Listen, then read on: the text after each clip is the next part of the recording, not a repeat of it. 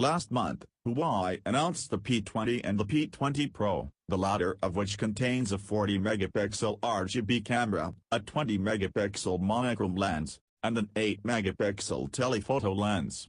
Remember that the Nokia Lumia 1020 came out with 41-megapixel shooter back in 2013, so the P20 Pro is the first camera to have such a high resolution in almost 5 years. Naturally, it's time to put them head-to-head.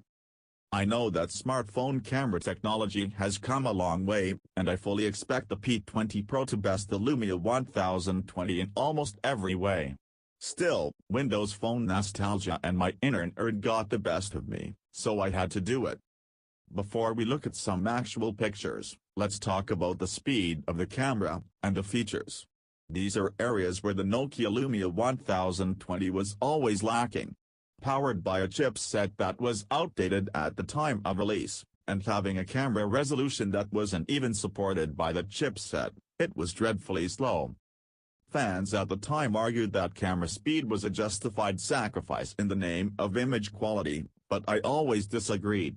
When it can take over 5 seconds to load the camera and another few to focus and take a picture, you could miss your shot, especially when it's another 5 to 10 seconds before you can get another one.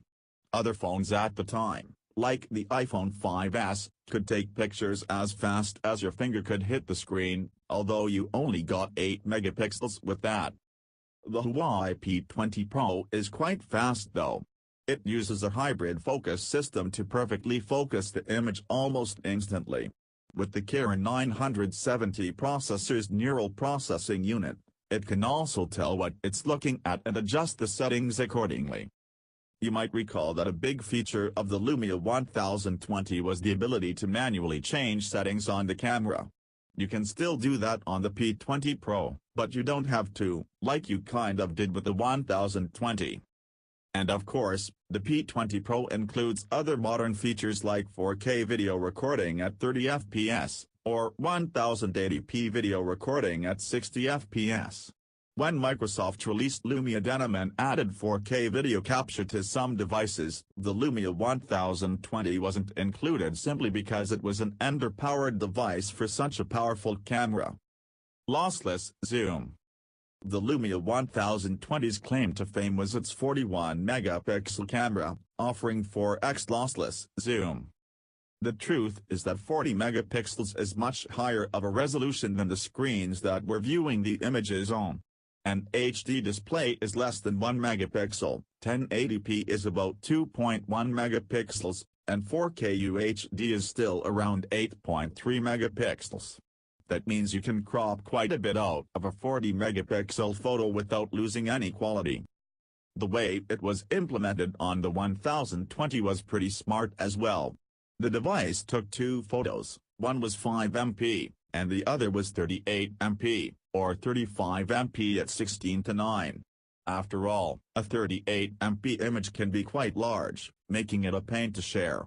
For almost everything, the 5MP image was shared, but if you chose to resize the image through the Lumia camera app, the device would bring up the 38MP image and use that.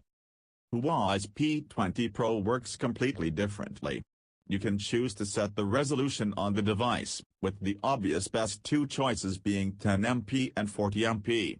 As I said, 40MP images take up a lot of space, and the device won't let you zoom in at all while taking the picture. The 10MP setting seems to be the sweet spot. You can toggle the P20 Pro to capture at 1x, 3x, or 5x zoom, and it uses the combination of the 40MP RGB sensor, the 20MP monochrome lens, and the 8MP telephoto sensor to get the best image. Of course, this means that you have less zoom to crop the photo after the fact. In other words, you have to choose to zoom while you're taking the photo, or after you take it. Personally, I wish there was just an automatic setting that would take the highest resolution possible given the image I'm trying to take. I think that's enough talk, let's look at some samples. These images were taken with the 10MP setting on the P20 Plus, and zoomed to 1x, 3x, and 5x. The photos taken with the Lumia 1020 were taken with the 5MP plus 38MP setting, and cropped.